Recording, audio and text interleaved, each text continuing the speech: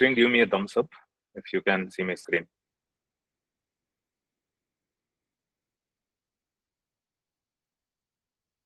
Yes. Okay. Nice. Yeah, last week we've been looking into Node.js, how Node.js works, how server-side JavaScript works, what is Express, what is a package manager, how you can install an external package. We installed Express and created a simple web server, ran it. Let's run that as well. Okay, give me a second. I'll close this thing. Yeah. We will check localhost 3000, and yeah, it's still working. Everything is working fine. Now, so this week, I'm planning to take a class on MySQL connectivity from Node.js. Like we are going to connect to a MySQL database, which I have created locally.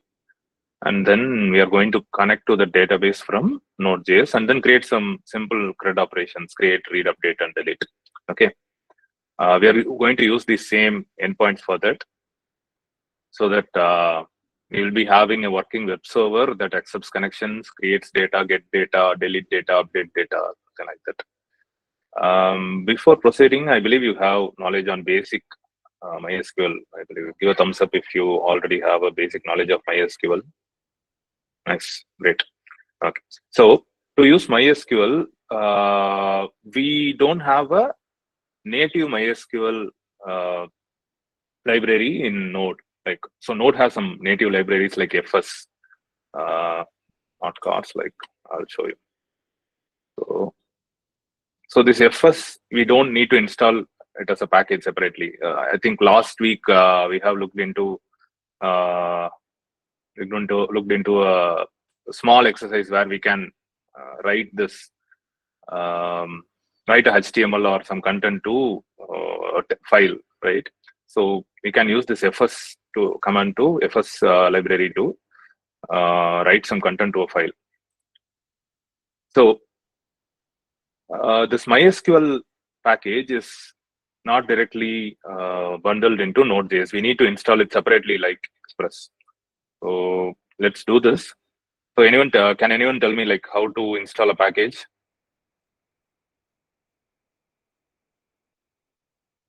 Arvind? Pip install. Pip install is for Python, Amulya. So how about Node.js? Correct. So pip that is similar to Node.js, but Node.js has a different command.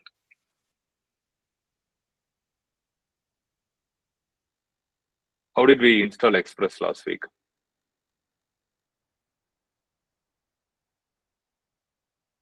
So no one has did any exercise after that.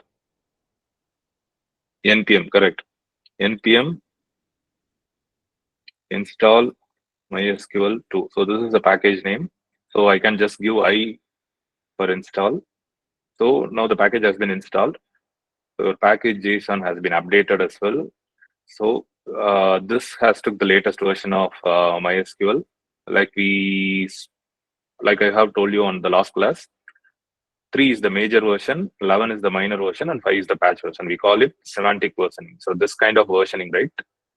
The 3 parts here. This is each part signifies a different thing here. 1 is the 3 is the major version, 11 is the minor version, and 5 is the patch version. So anyways, so we have installed MySQL 2. Now, similarly, how you are going to how you will be importing other external packages. You will be importing MySQL as well. So just MySQL 2. Now you have imported MySQL. Now you are going to connect to the running MySQL server. For that, you need to run MySQL in your local environment, which will vary based on the operating system. So one thing you can do is like, I'm already running a MySQL server in my local machine. So if you can see this, so I have created a small database for this tutorial itself. So I'm using a software called Table Plus to connect to that MySQL server. But if you are running Windows, you can use something called a WAMP server, which comes with PHP. WAMP stands for Windows Apache PSQL MySQL and PHP MyAdmin, I believe. So that is one of the option. Maybe I'll show you that. So the SWAMP server comes with MySQL and PHP and everything. You don't need PHP to run Node.js anywhere, but anyways. But this comes with MySQL for you. Other than that, you can follow any tutorial to install MySQL on your machine. And yeah, so let's connect to MySQL from here. So ideally, this is the command to connect to MySQL. So the MySQL is already running in my local host. Then my user name is root, and my password is also root. The password should not be this much simpler, but for the sake of this tutorial, I'm creating this. We have already created a database called Hello World. You can see it here, and under that we have a table called users. But let's delete this user table and maybe create it from scratch. Okay, so now we have defined this MySQL connection. So we have given MySQL.create connection. It will create a connection to the running MySQL server in my machine. And the options we are giving here is host, which is localhost. Which, when I say localhost, the MySQL server is running in my machine. That is why we call it as localhost. Okay, and the username to connect to the MySQL server is root, and the password is root, and the database we are going to access is hello world. The name of the database we are going to access is hello world. Now we need to give db.connect. So that's all. So I want to know whether the database is connected or not. So I can give db dot. So this is for error, but I can give db.connect, and it will say MySQL database connected. But if I want to handle some errors, I will give db.on error, and if there is any error, this will be printed. Now let's run our Node.js application. So there is a nifty little trick to tell Node.js, like currently every time I change my file, right? Every time I change my file, I need to restart this Node.js server. So every time I do some changes in this index.js, I need to restart this. So instead, what you can do is like you can use a package called nodemon. So one thing you can do is like you can install it globally, npm install -g. So this -g states it is a global package. You can use it across the across your machine, like any Node.js project you create, you can use this package when you pass this -g flag. So I'll tell you how it works. Okay, interrupt me at any point if you don't understand anything. Okay, so if you go to package.json, like when I install MySQL to npm install MySQL, it ended up in the dependencies. But this nodemon doesn't end up in the dependency. The reason is that this particular flag. So this is globally installed and not particular for this particular project. So now what I can do is like I can directly do nodemon index.js. So now whenever I make a change here, like error connecting to database, I put a dot here. You can see the server is restarting. So every time you don't need to come here and then stop the connection and run the command again. So that will save us a lot of time. Okay, so now you can see connected to database. So which means we have successfully connected to the database with our configuration. Let's say I'm going to change this password and give a wrong password here. You can see the error, right? Access denied using password. So which means I'm using a wrong password. But if I give the correct password, you can see MySQL database is we have connected to the MySQL database. Okay, so now immediately on connection, why not we can do db dot.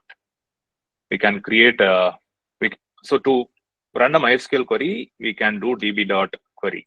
Okay, so here we can do some create table users. In this users table, we have a name and email. So this is fine. So this is a plain old MySQL. So if you want to make this clear, you can do it with a backtick so that you can like split it as well. So if you give a double quotes in JavaScript, you cannot split the lines, but you cannot create line breaks. But if you give a backtick, you can create line breaks so it won't complain. So that any long string, you can split it like this. Okay, now this is very clear, right? So we are creating a table called users. Only we are creating the table if it doesn't exist. Okay, otherwise if I run this server again, it will keep on creating the table and it will throw an error saying there is already a table called users. Okay, so it has ID which is an integer and auto increment, and it is a primary key, all these things. So you already know with MySQL, I believe. If you have any doubts, stop me there. So the name is going to be a varchar, and it is going to be 255 characters. Email is going to be a 250 character. A simple create table command. If we go to the database, since we are running this with NodeMon, our server will start by itself, and then create table command would have been executed so that we got this table with ID, name, and email, which got created. Okay, all good.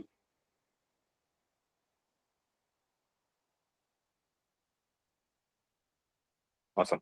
Okay. Yeah, like I said, stop me if you have any doubts. Now, so the first thing we are going to do is like we need some data to get the data. So let's move this post here. So here, what we can do, like we need to get the username and password from the request, get it in the request body, and then we will insert the data to the database. Okay. So now what we can do is like db.same query, insert into users. Same SQL query, name, email. But in this case, we are making use of this backtick.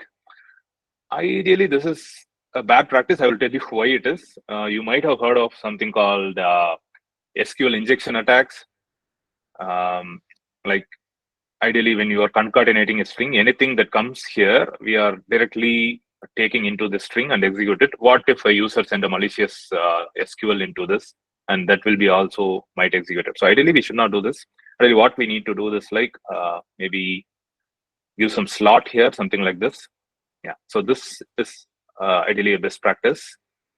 So that I believe the db.query will sanitize this. When I say sanitize, it will look for some malicious SQL. I believe it will do this, but I'm not sure about that. I will get back on this. But for now, let's not confuse it. Let's stick with this insert into users. So we are inserting name and email, and the values are going to be name and email. When I say colon name and colon email, I'm telling this query function, I'm going to pass this from here in the next parameter. So it takes two parameters query. The first parameter is going to be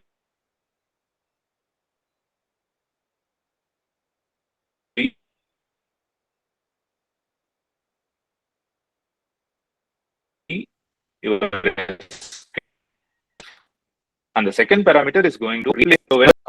In the UI, there will be a form that says name and email, and when the user submits that form, that particular request will hit this post endpoint, and this post inside this post endpoint, you will be getting this request.body, and from this you are getting this name and email.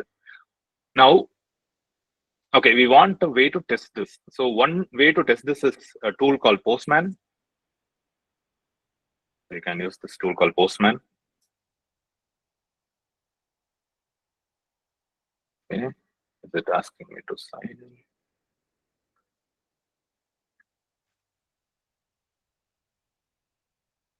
Give me a second, I'll sign in.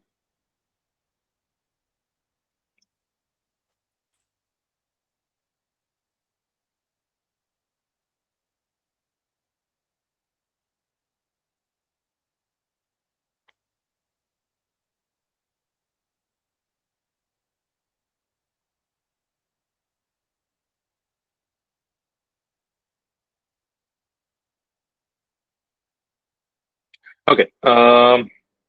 There is one more way to do this. Maybe I'll do that. That is like you can, without even existing VS Code, you can do that. So for that, you need this extension called,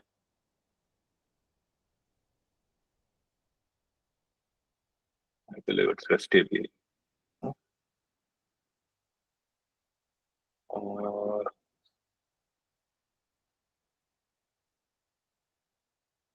okay, I don't remember the exact name of that extension. Where is it? Where is it?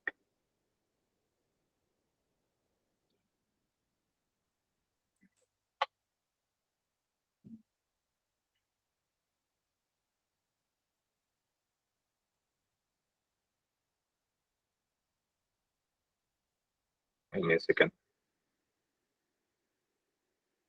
REST client.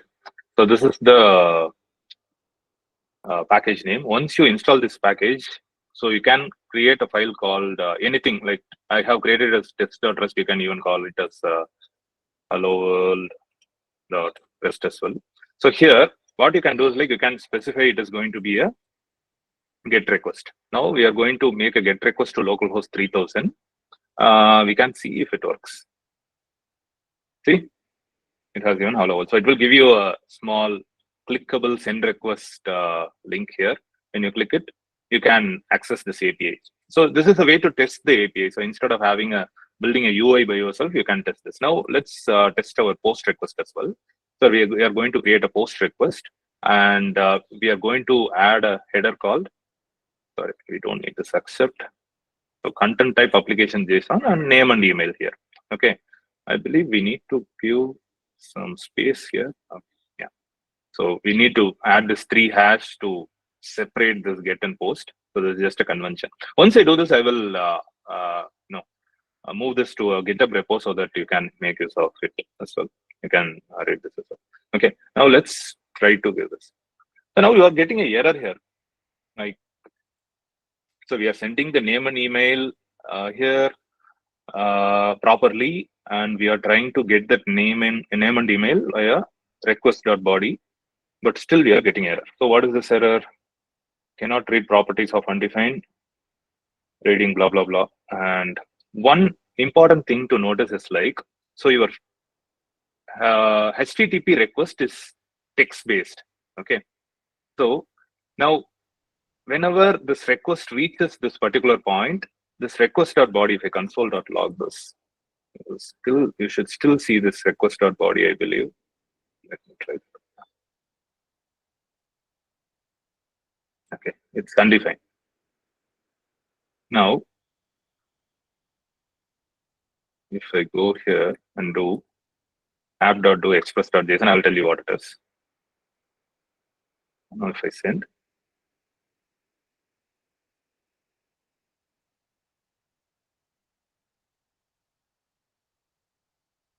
I believe the data should have been created now, but it's throwing some error. Let's see.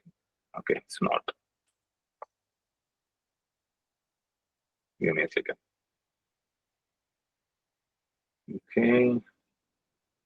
On post, we are getting the body. Now you can see the request body, right? The reason we are using this particular app.use express JSON is it will take your request, parse the request, and get the request body out of it. In this case, the request body is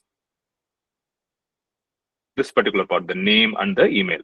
It will parse this and then convert it into JSON and then give it to this body. So that's why when I log this thing here, console.log body, maybe I will put a string here and show this exactly. Yeah. And if I send the request again, you can see it's logged, but still we are having a error. We will check that. Server version. Okay, some syntax error is there. Not sure what it is. Okay, we have body.name and email, but still we are getting. Okay, we will stick with this this version. Let's try to.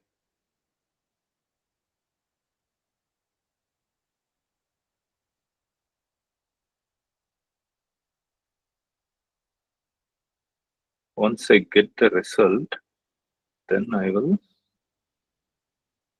send successfully inserted data to database. Okay. If there is a error, it will throw the error here. Now let's try this. Also, it says successfully insert data to database, but okay.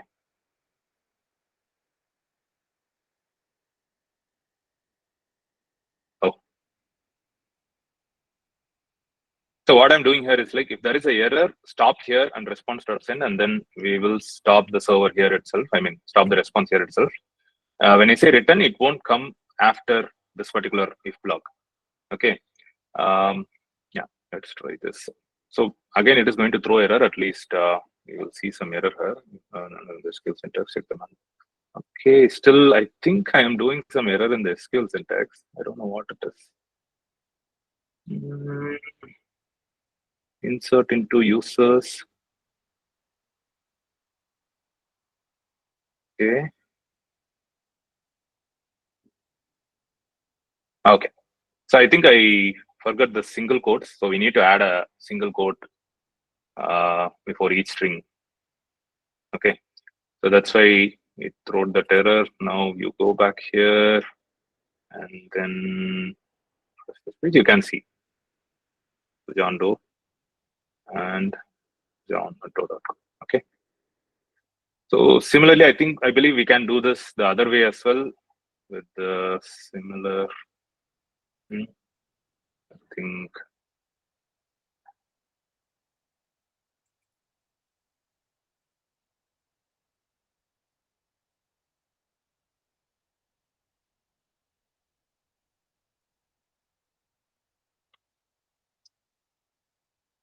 Okay, let's forget about that. We will stick with this working version for now.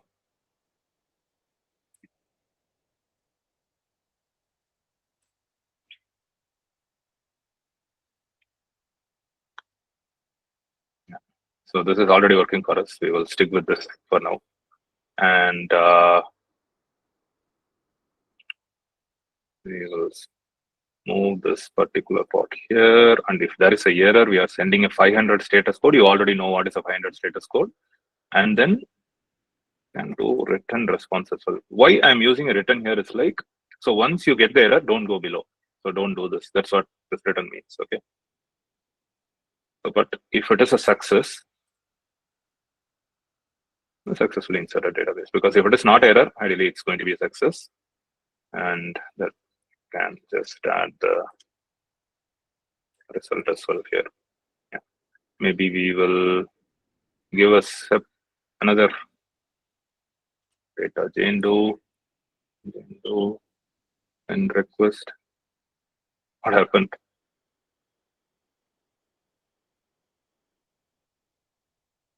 Oh, invalid status code. Okay. Response dot status 200 dot send. But ideally, yeah, the data has been set up. So it has been complaining the status code was not sent.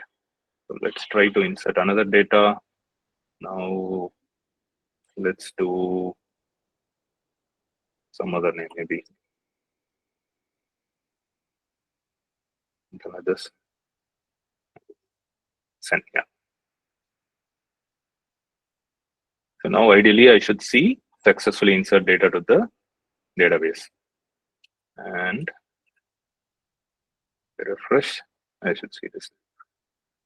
So we have created an endpoint to insert data to the MySQL database. Now, any doubts in this? All good? Give a thumbs up if you have no doubts, but if you have any doubts, please ask me. Okay, great. Now we have inserted the data. Now, similarly, you can get the data as well. Same db.query, select star from users, and if there is a error, return, send the status 500, error fetching the data from the database. So ideally, this should be your custom error, and do not send this error to the response, because the end user should not see any technical details about the error. Okay, you can log this error.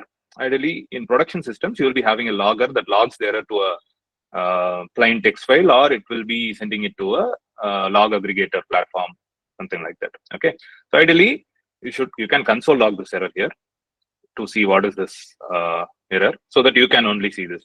So to the end user, you can just say error fetching data from the database, or you can see a generic error message like something went wrong or something like that. Okay. Here, similarly, you can do like successfully fetch data from the database, or you can, oh, in this case, we need to return the data itself, right? So ideally, because you are getting this result. You are selecting the data. So ideally in the response, you should see the data itself. So the result itself has been converted to JSON for you by your MySQL package, I believe. Let's see. I think this is the root endpoint, right? Yes. Now you can see all our users, John Doe, Jane Doe, and Ron. Okay. Alrighty. Then, so we have created the data. Now you have written something to get the data. One more get we can do is like we can do app.get, and then for this particular ID, we can get the data as well. So for example, so in this case, we are taking ID. So when I say colon, we are getting a route parameter from the request. Okay. So in this case, what we are doing is like we are selecting the users, but we are adding a where condition here. We already know what is a where condition, I believe. So where ID is equal to whatever ID we are passing here. So once we get the result, we send that result back, or if it is a error, we send a 500 error fetching data. You know the rule. Okay. So now we are going to create an endpoint that says. So you can see this /1, right? So this particular one will be mapped with this colon ID, and now that is what we are getting from request.params. So closely observe this. In post, what you are doing is like you are doing request.body. So because in post we send a payload, something like this, but in get we are sending it as a route parameter. So there are two ways you can send a route parameter. You can do this to something like this, ID equal to 1. This is a query parameter. Now this is a route parameter. Either way you can send it, but the way you get it inside Node.js is a little bit different. I will show you. So in this case, you are doing colon ID. So in this case, you need to do request.param.id to get that ID one, and then you pass that into the where condition. Now the where condition will be run based on this ID, and then it will return you that particular user. Okay. Now let's try this. Send. You got user 1, 2. You get user 2. Similarly 3. You get user 3. Okay.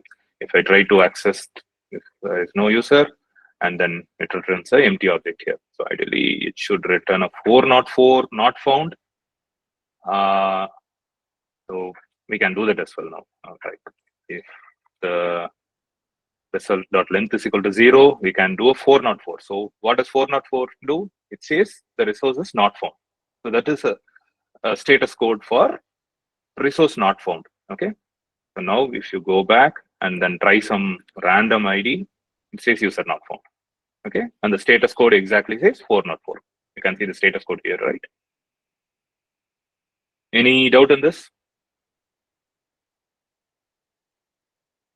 Thumbs up if you understand.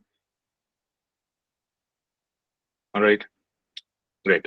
So now, like I said, there are two variants to this. One is like /ID, and then you can get it via query param itself.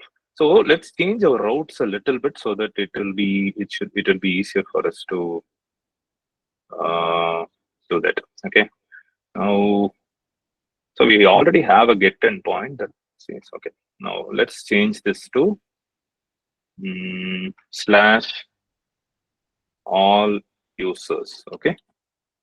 And let's call this as post create user. So ideally, what people do is like they will have one single noun, something like this, like users, and then use it for post, and then use it for get, which means all users. And then if it is a user, you will do just user and then /id, user /id. Okay. And then for put, you still say users, but with the ID. So this, you can see a consistent terminology for this route, right? So this is a best practice. Okay, even for delete, you still do users/id. Now, how it is differentiated? Here also it says users.id. Here also it says users.id. And even here for get also it says users.id. So won't it, the request will get confused to where to land, either input or delete or get? Like how will it differentiate? Any idea? because I have given the same route path here. User slash colon ID for put, user slash colon ID for delete, and user slash colon ID for get as well. Now, if I send a request, how are we going to make the differentiation? Amulya?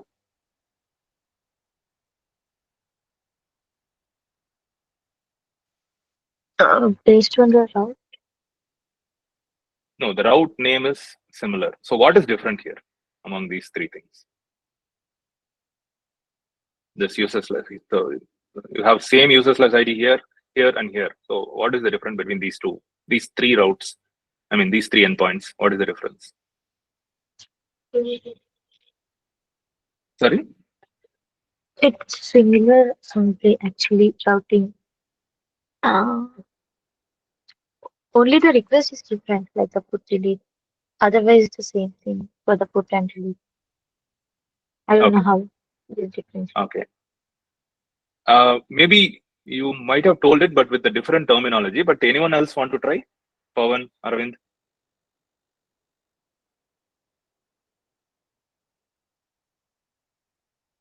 Arvind? So what is No, the sir, I difference didn't. between? Okay, you can clearly see, right? So even though it is a similar route, we have a different method. So this is what the word you need to use. You should not use route or anything, because when you say route, it's this. And even you should not call this as a route, it's an endpoint. When it is a API, you call this as an endpoint. Okay. And this is a method. So this is a get method, this is a put method, and this is a delete method. So that is the differentiation. Even though the endpoints are similar,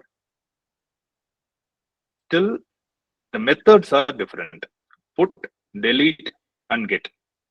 I know you might have guessed it already, but even in interview or when you are telling to someone, you need to use the exact terminologies. That is what people will be looking for. Like they know you are using the right terminologies by that way. Okay. So, okay. Now, similarly, you can do a put request. So when it comes to put, you are doing an update. So which means you can update either name or email. In this case, like post, let me move this here so that it will be easier for you to see. So it is similar to post, but the differentiation is like, can anyone tell me the differentiation like between put and post? Like, come on, folks, quick. You already know this. The differentiation between put and post. Input will modify the things in post will. Correct. So input, Pavan, yes. Yes, sir. Amulya. Yeah. Like Amulya said, the put will modify the request. Post will create a new request. Okay. So now I can use post itself. Technically, I can use post itself to modify the data. It will still modify the data.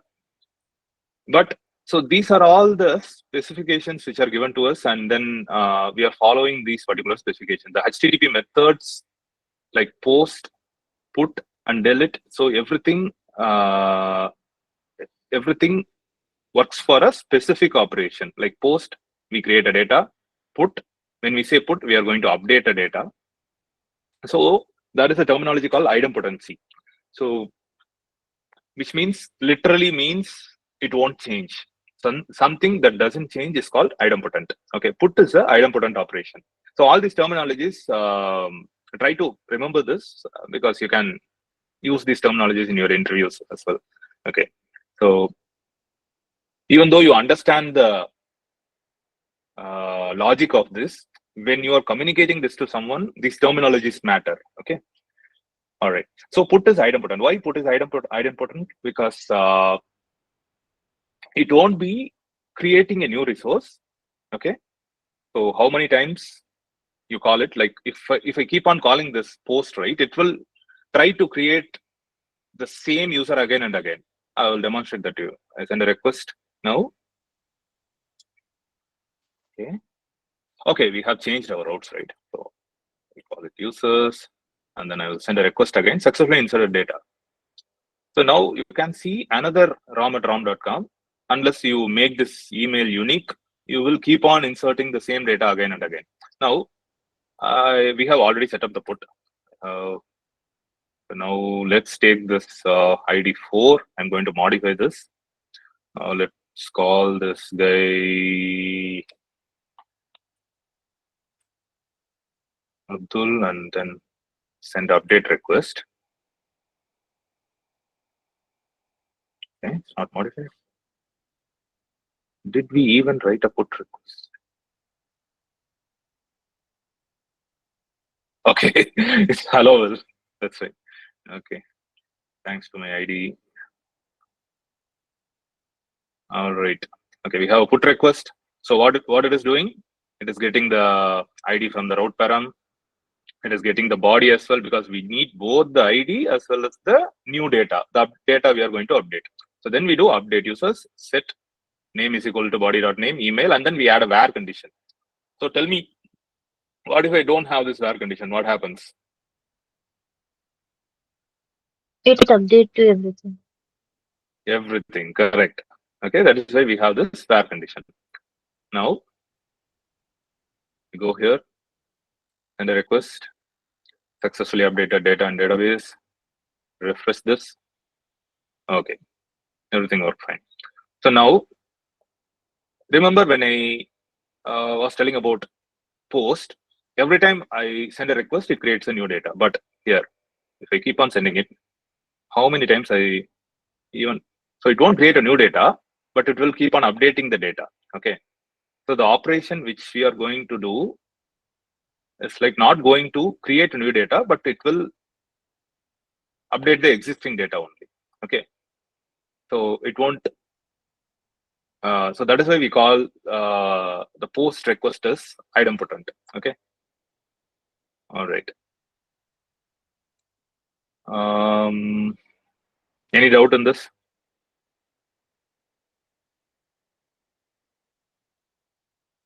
No, sir. Okay. Awesome. Now we will demonstrate another thing. Like I told you, this is one way to pass the ID here. There is one. There is another way. We just make it as users. Now I can do something called request.query.id. Now what is the difference? Here in the get request, what I can do is instead of passing the ID like this, I can do something like this. ID equal to 4. Send request. Now I'm getting this error. Why? Let's see. Okay.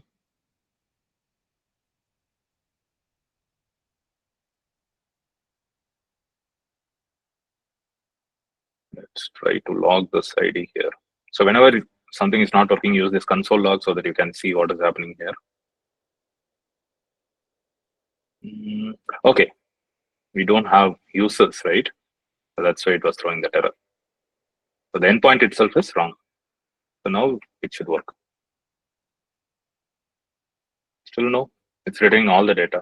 This is wrong because this is hitting this particular endpoint. So what we can do is we need to differentiate this, right? So let us call this user. Okay. So previously I said, even though the endpoints are same, it differentiates it with the method. So here the endpoint is also same, the method is also same. That is why it took the first one. Okay, it took the first one and executed, and then returned all the data. Did you understand this, or are you confused with this? If you understand, give a thumbs up. Okay, great. Okay. Now, to avoid that, we name this route as user. So to demonstrate you this particular thing, oh, we don't need to call that question mark here. We just call this user. I'm going to change this to user now, and then I will send the request. You will get only the data with ID 4. So if I give ID 1, ID 4, you can see, right? The IDs are logged here. So this is the way to pass the. This is another way to pass the ID via query param. So this is a route param. Okay. So this is route param. So ideally we will stick with this because we can maintain that particular naming convention, so that we will stick with route parameters. Okay. So now the naming convention is very consistent. I say /users slash users. If I need ID, I put a colon ID. Still slash users ID. We differentiate this slash user ID, this one, and even the delete one with the methods. But you can see the names are very consistent. Okay. So now why we need to be consistent? What we can do is like we can do a const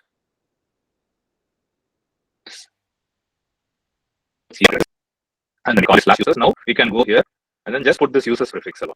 Here the same, you can just use this user prefix, and then here we user prefix, and then you put a slash ID here. Similarly, we can do the same thing here and then do the same thing here. Okay. So now you are not repeating the same thing. If you want to change this to something else, like user or something, you can change it once here. You define it in a variable and pass it properly. Okay. Did anyone try to join the call? Okay. Did you get this? Give me a thumbs up if you get this. Yes, sir. Can you explain the things? Okay. So previously we had a string here, correct? Understood? So this was a string. The first parameter of post is going to be endpoint, which I have given in a string. Now I have moved the string, given a name to this string, and then assigned a variable for this, and then using that variable here. That's all. Still confused? Like, oh, why should we do that? Okay. Like, we can use that. So why should we do that? Why not directly use this name? So here, let's say you have like multiple endpoints, one for like posts, or one for like comments, something like this. It keeps on going, right? Now you can maintain all these things in a file called like utils, API utils.js. Now you can export these things. So this will be neater for you. If you want to change this, you can change it in one place, and then you can import this here. Okay. So if you want Instead to of, change this, yeah, please go ahead. Yeah. No, sorry, you finish afterwards.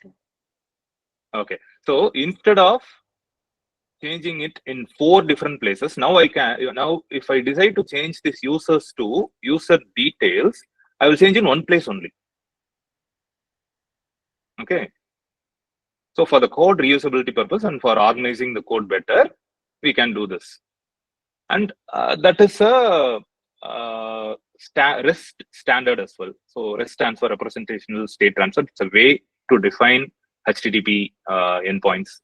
So that is something called Open API standard. Okay. So this Open API specification will tell you like this is how your API should be, so that it can create a documentation for you. So you can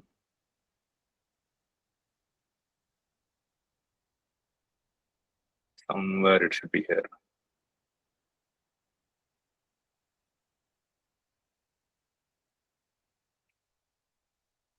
Open API standard specification example endpoint. Let's see this.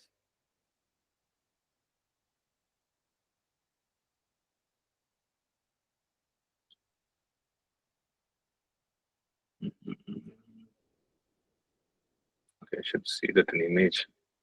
So, yeah.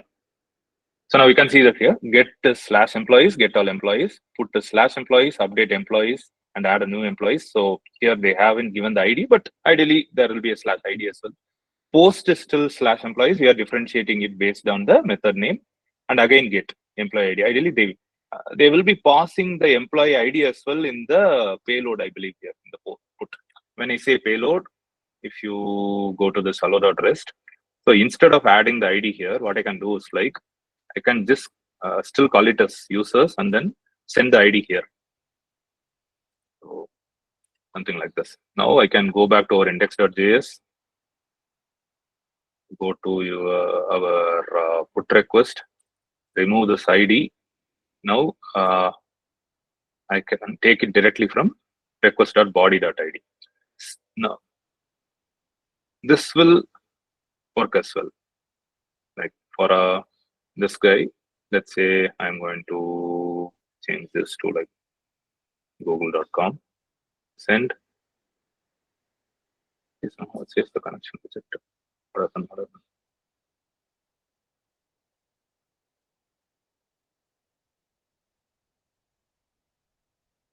Okay, there is something wrong with my input. What happened? Should say .js, I believe. Let's run this. Yeah, successfully updated. Go back, you can see, right? So that is what they have done. So this is another way to do this, but yeah. So to comply with this OpenAPI specification, we should name our API something like this. You can see the delete, right? So everything is prefixed with /employees. So based on this, what you can do is like you can create a documentation for your endpoint, something like this. Okay, and then so in a real world application, we'll be having multiple endpoints, right? So people can other developers who are working on this application can go ahead and test this. Did I confuse you, or you get a hang of it? Give a thumbs up if you get a hang of Yes, it. sir. At the starting only, I could able to get while we explaining. We are creating a separate folder for that, and we'll. If you want to change one thing, we don't have to change in every place. Instead of we can change Correct. there. Correct. So this OpenAPI specification, did you get a small hang of it, like, or still confused with it? You don't need to understand it right now, but going forward, when you are developing API for large applications, this will be very useful because others can see what are the endpoints available in our server so that they can play around with it. So I will. What we can do is like we can install this open API. They call it Swagger. So we'll install this Swagger library and then expose a UI something like this, so that if we get some time is 9:39 already, we will finish the delete request and maybe come back to that. Okay. We have already set up our delete endpoint, right? Yes, it's already there, but there is no base, so we will do the same thing. Delete from users, where condition, where ID, and we are passing that ID as a route parameter.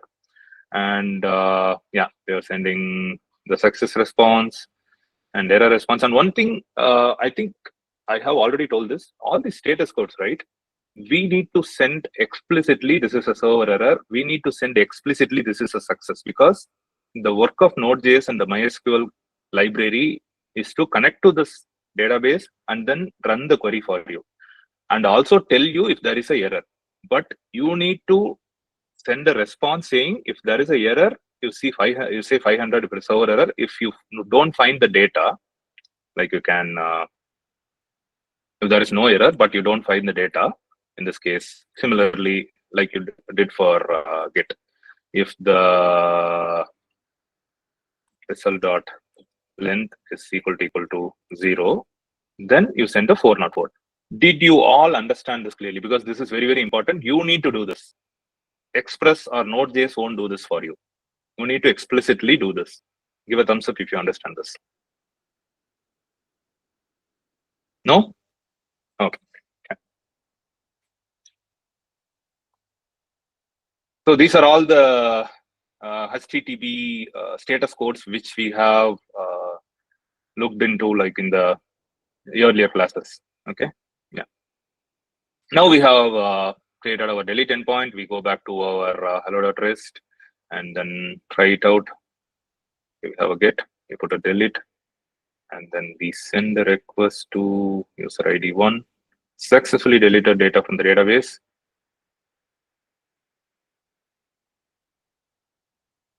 Now delete is also idempotent. You don't change anything once, like once it is deleted, it's always do the same thing. Like it won't delete any other items or anything. It will always do the same thing. So yeah, the data 1 is deleted only if you change this ID. It will again delete data 2. Yeah. So ideally, I'll give you another production best practice. What people do is like they don't directly delete the data. They have a column called deleted at, and initially it will be null. And whenever we delete the data, they put a date here. And whenever whenever we have a date, it's implicitly understood the data has been deleted. And whenever we select it, what we do is like we put a where condition where deleted at is not null. So which means only data without the deleted at date will come here. Why we do this? Because let's say your customer asks like the data you have deleted yesterday, right? I want the data. What will you do now if you directly delete it? You won't get it, right? So instead we create a deleted at column. We keep it as null. And whenever we delete it, we add a date here. And whenever we retrieve it, only we retrieve the data which has null in it. Okay, so that we call it as soft delete. Whatever we have did now is a hard delete. Did you understand this? Give a thumbs up if you understand it. Or I can explain it again. Okay. So just this is aside information, just to know it. Like in the production systems, we used to do that. Okay. Okay. Alrighty. Then so we have covered everything, I believe. Now I believe you are familiar with all these operations. Any doubt on this? So that I can move to that Swagger example and then show you that as well.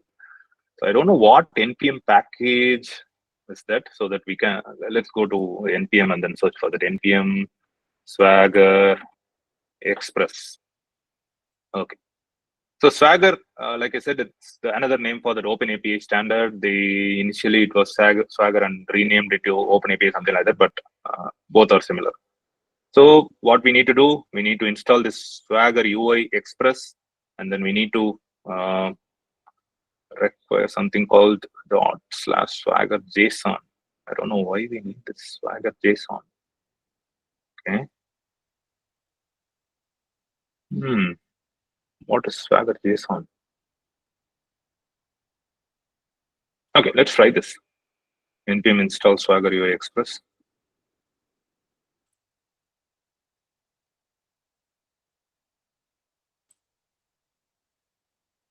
So import Swagger UI Express, import Swagger UI. Now I can do app dot use.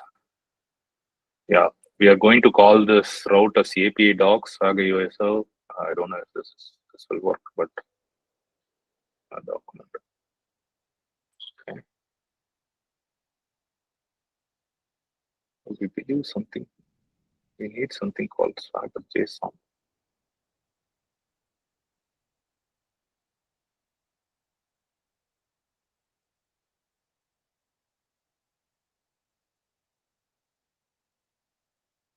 Okay.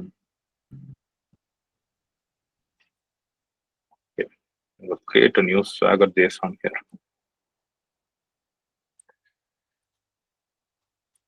Swagger.json.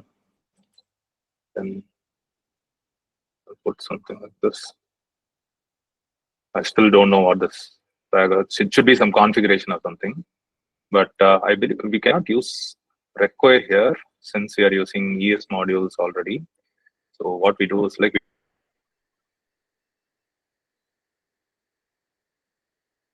we import the JSON and then try to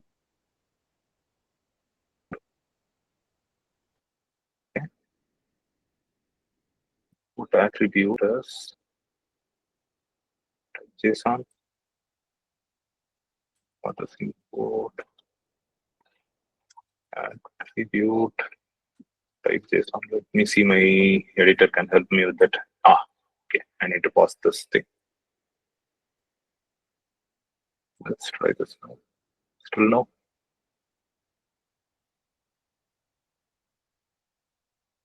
Okay, let's.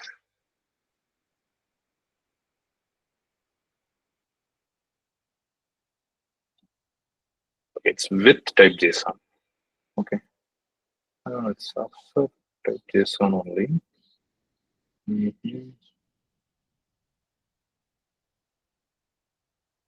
Correct தானே இருக்கு.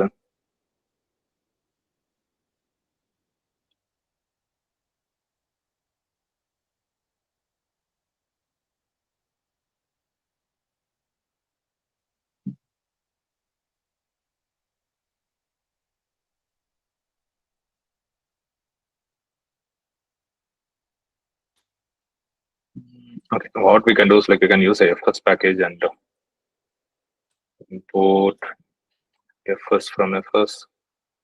Now we can get that Swagger file here and then pass it here. Yeah.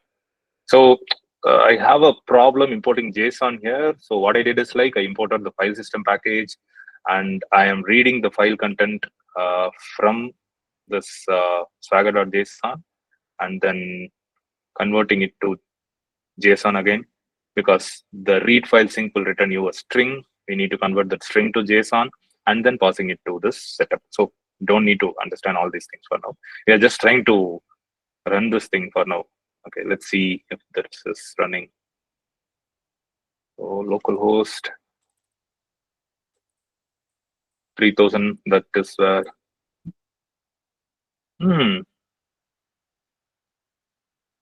Okay, so this is the Swagger UI, but somehow our APIs are not getting listed. I don't know why is that, but let me check. Okay.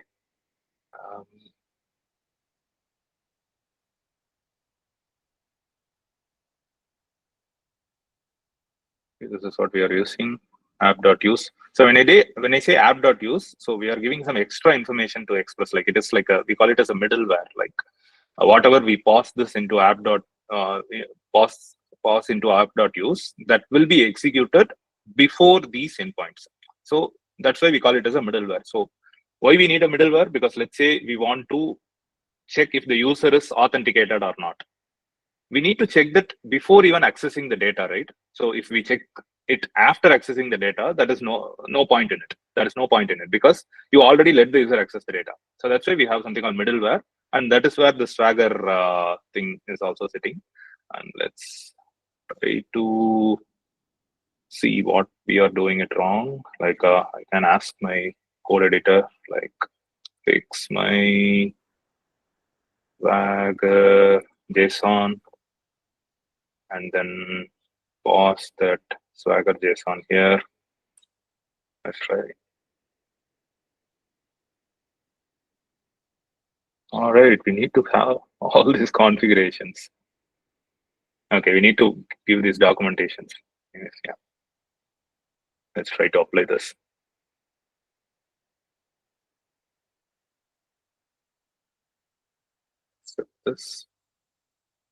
So if you're wondering what I'm doing, I'm using an editor called Cursor, where you can like tell Cursor what I want and it will give me the code. Don't get panicked that all the developer jobs will go away, but it will make your life easier. But initially, don't use these kind of editors. Once you're familiar with code, use these kind of editors. Yes. Okay.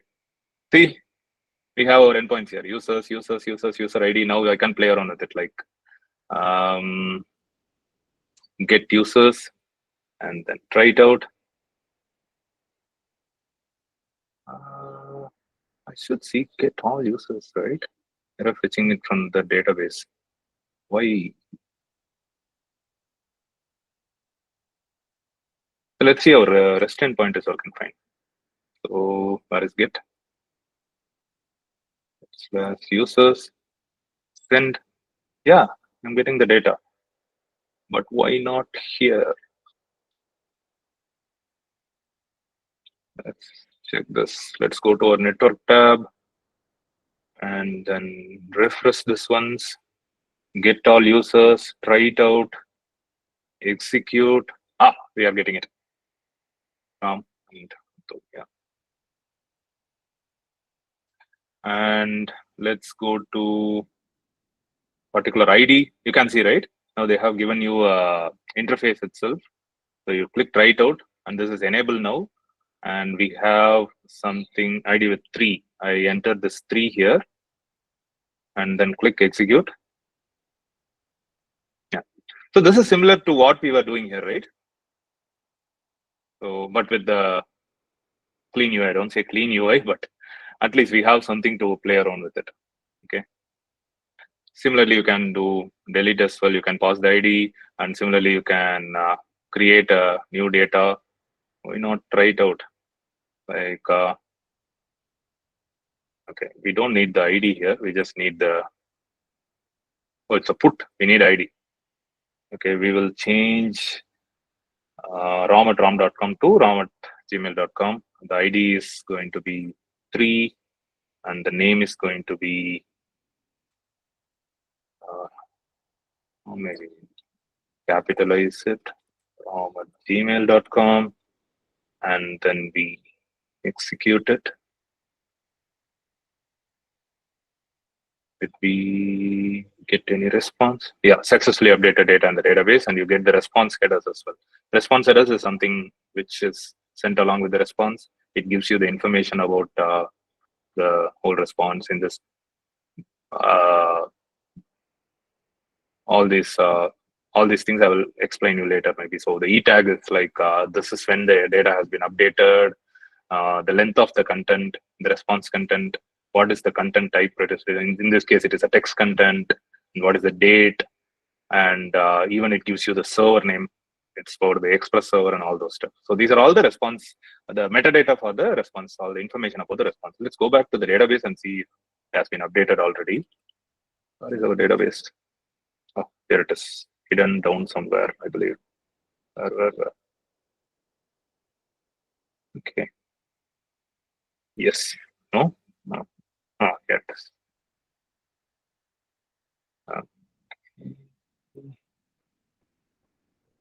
Yes, you can see the data got updated. So far, good. Any doubts in this? No, sir. Did you learn anything new today? Awesome. Okay, what I do is like I will push this to the GitHub repo and share the link there. And let's see this generated code, because we didn't see this after it has generated the code, right? Let me close all the tabs and open the swagger.json. So we are seeing the version here and information about, we are using Swagger 2.0, some version, and this is our version. Like this is Swagger's version itself. This is our application version. We can change it, like when the application evolves, we can change it. And so we are defining this paths here. Like ideally, these things should be auto-generated based on, but I will check that and tell you. Like you define your API and then you can auto-generate this Swagger thing. But anyways, to give all these descriptions, you might need this. So you can see it for the user's post request, we are giving a summary, and it consumes a JSON, and it takes all these parameters in body, and you have a description, and the schema's object properties are name and email. The name is going to be a string, email is going to be a string. So based on all this information, it will come up with this UI. So now you understand why this is useful, right? If you go to any public API, you can see this, like JSON placeholder.ip code. So this is a public API which we were using before. So ideally, there should be a Swagger for this. So they already have a documentation like this, but ideally people used to have a Swagger to explain you, because you don't know what endpoint does what, right? So in this case, you want to know, like when I hit /post, I will get 100 posts. So they have written their own documentation, but instead they can give the Swagger UI so that you can go to that endpoint, and then you can easily say, oh, /users will return me users. Oh, /users/ID will return me users with that particular ID. So you will understand that. That's why we have this Swagger. You understand this? Give me a thumbs up if you understand this. Yeah. Great. Okay, let's end the class here. If you have any doubts, please ask me. All good? Great. Yes, sir. Okay.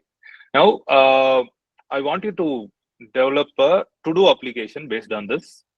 Have a MySQL database, create a to-do, and then you have you already know how to develop a UI, Now from the UI, you have already hit a database with this JSON type code, I believe, right? You can like this JSON placeholder you have used that fetch API to hit the database. So instead of using this particular API, you have now developed your own API, right? So use that.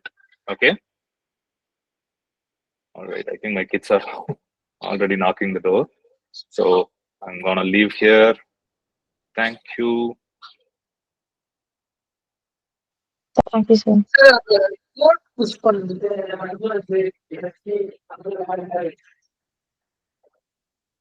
Give me a second, I will start this meeting.